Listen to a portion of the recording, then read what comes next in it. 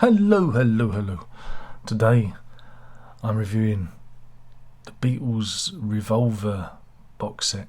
Though I'm cheating because I didn't buy it. I streamed it. Because it's there. It's there to be streamed. And so I streamed it. YouTube don't pay me enough to buy Beatles box sets anymore.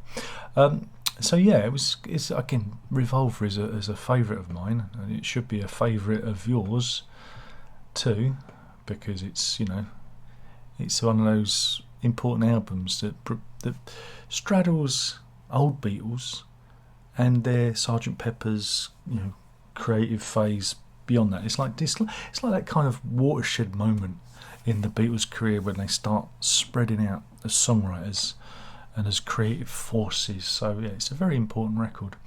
I've reviewed it before, the standalone album. I'm sure I've spoken about it many times before. It feels like it.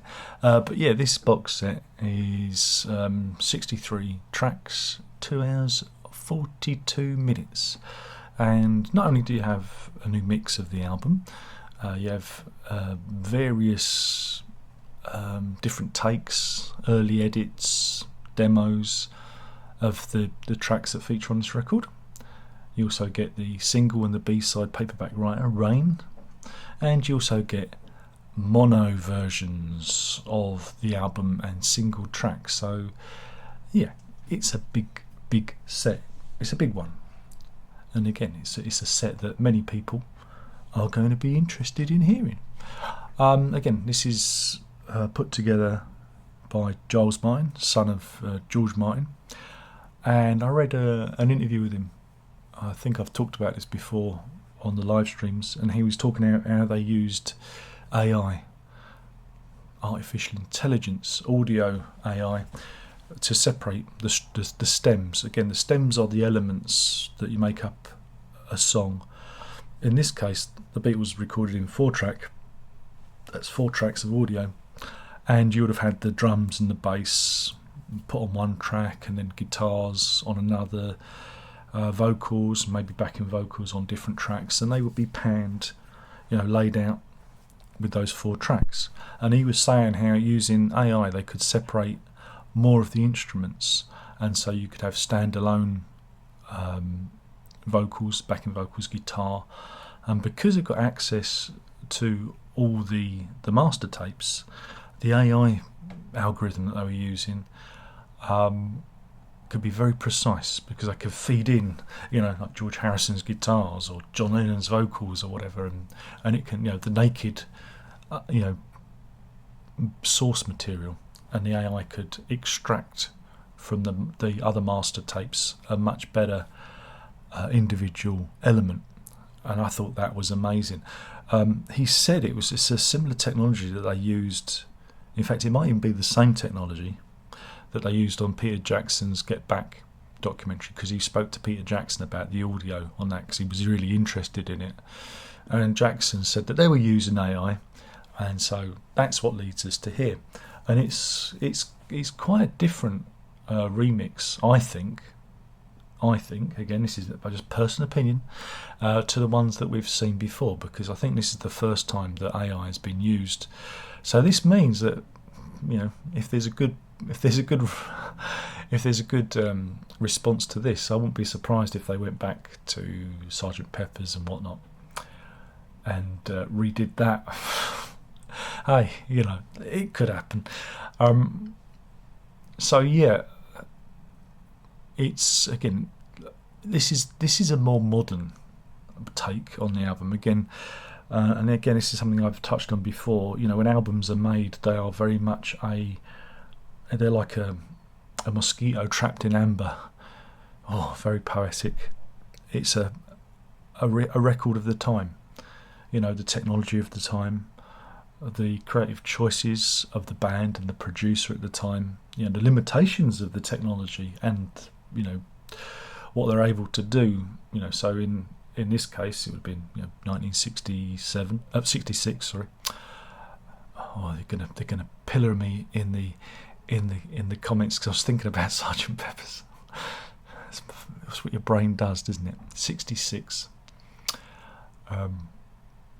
You'd be hearing what they were able to do then, especially using 4-track recording techniques.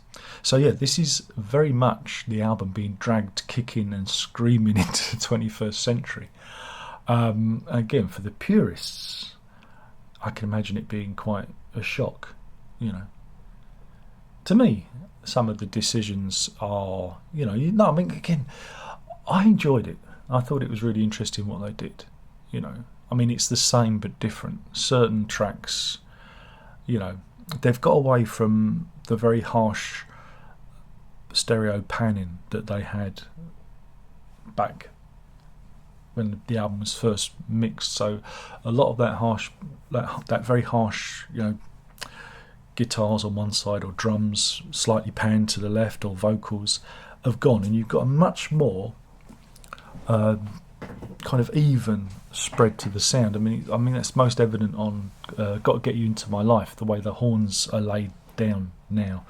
Before it was like and then you get it on the other tracks as well. I think Taxman is the same. Again, each track is it's laid out more as if the band were recording on a 16-track studio.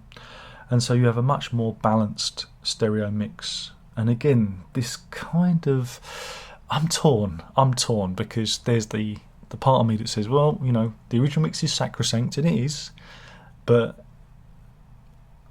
sometimes even I get a little bit niggled by the hard panning of the 60s that you get on some, on some songs, where, like I say, the drums are, on one side and everything else is on the other. And, I find that discombobulating, and especially with stereo mixes. This is why I can see why people would prefer mono mixes over, because they didn't know what to do with stereo mixes at the time. And so this one, I'm not saying this is superior, but this was a very enjoyable experience to listen to. Yeah, it's a bit louder.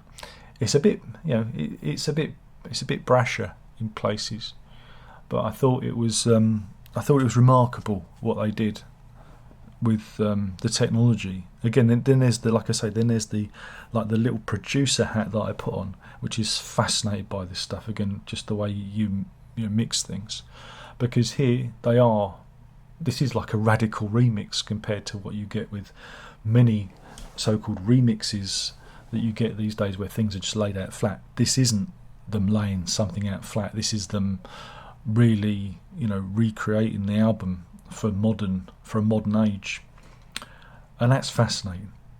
But I can imagine why some people might not like it. Again, it doesn't delete the original mix. So yeah, I thought it was absolutely fascinating, and yeah, you do hear new little bits that you go, oh wow, that's buried in there, because they have managed to pull apart the stereo mix. And again, when you're dealing with four tracks of audio, you are going to be able, stuff will get buried in there. Whereas if they really are breaking this apart, again, I'd have to actually see what Giles Martin did. But there are pieces that you go, oh, maybe it wasn't as prominent. You go, oh, it's a little bit of detail there.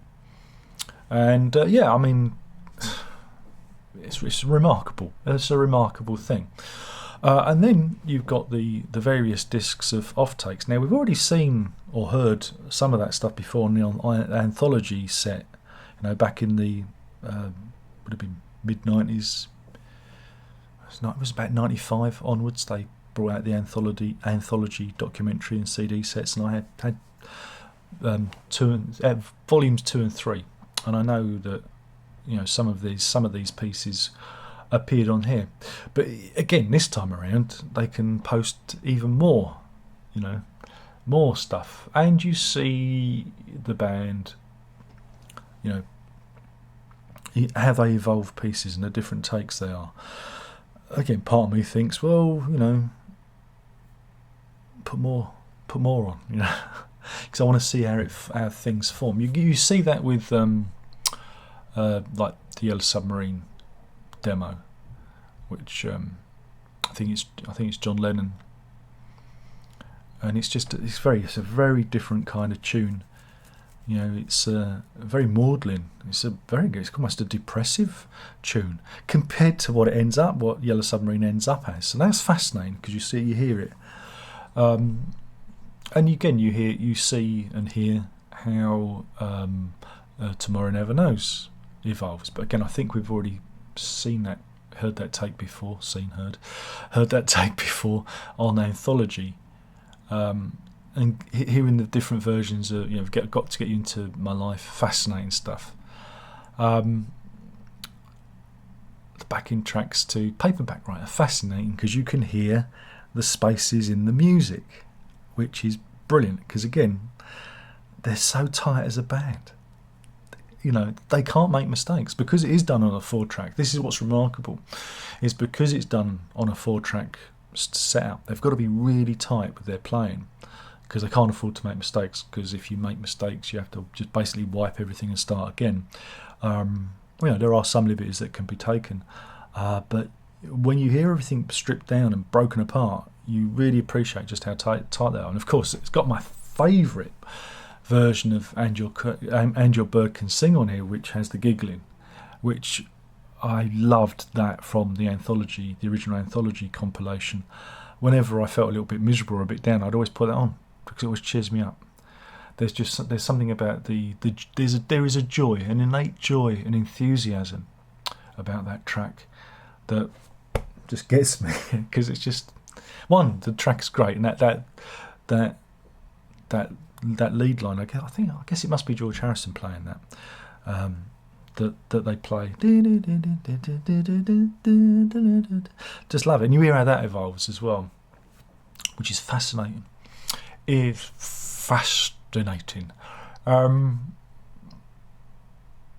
So yeah, that's a great part. You get new remixes of Paperback Writer, which is again my favourite Beatles song of all time, backed by Rain. It's great. You got the mono stuff. Again, I'm not really a mono person. I listened. Sounds like mono. Sounds like I got a finger in my ear. And I leave that for the mono experts to give their opinion on. I do not have an opinion on it. But I thought it curious that they do a mono.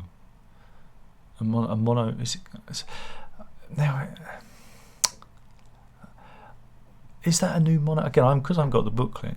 Is that a new mono mix? Or is that the old mono mix?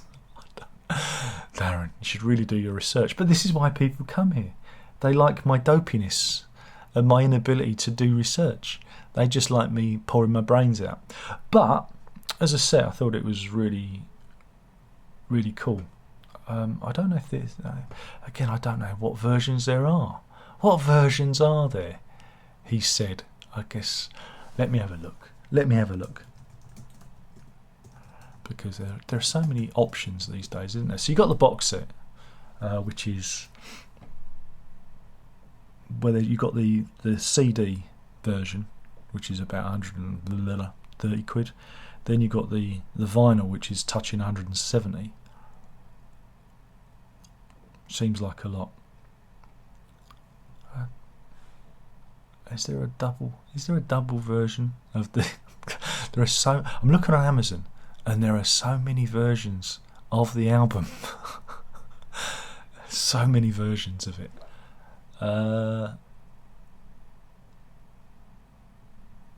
Mind you, the single edition is $27.63. A single edition of it, which is. I don't know, it's a bit spicy because I remember when I got a copy of Revolver off Amazon, it was I think it was like $17.99. This is the prices going up, but yeah, I mean, what can I recommend? You got to be a big fan, to want the big box set. Obviously, you got to be a massive fan. Because are you going to listen to this stuff over and over again? I know the booklet's nice because I've seen there's various unboxings you can see, but I don't know. What would I like the ability to stream it. It pleases me. But yeah, I mean, it's a remarkable set. It's just a shame these things these days are so expensive. They're beyond the realm of normal people, I believe, especially with the current economic crises that are going on. You can see why people are switching to streaming, because it makes sense. But yeah, fascinating set. Something there for the fans. Something new as well, genuinely new with the stereo mix. Do go and check it out. It's Revolver. It's Revolver. It's one of the greats. It's one of my favourites. So that was it. That was me burbling on about the Revolver Deluxe edition that I streamed, because I'm cheating. I'll put a link in the box below, so you too can buy your Revolver set or not. Yeah, thank you for bearing with me as I burble on about nothing in particular, as I spew more nonsense into the digital domain that nobody really cares for. See, it doesn't matter. You didn't buy it. You didn't buy it. This isn't valid. You didn't buy it, Darren. Yeah, that's that. Thank you for watching. My name's been Darren Locke. I've been talking about Revolver, a little album by a little known Liverpool band called the Beatles, and this is the deluxe edition, or is it super deluxe? I know it's the deluxe streaming edition. What does it say? It just says deluxe. And thanks for watching. There's only one more thing left to say, and by now you should know what that is, and that is ta-da.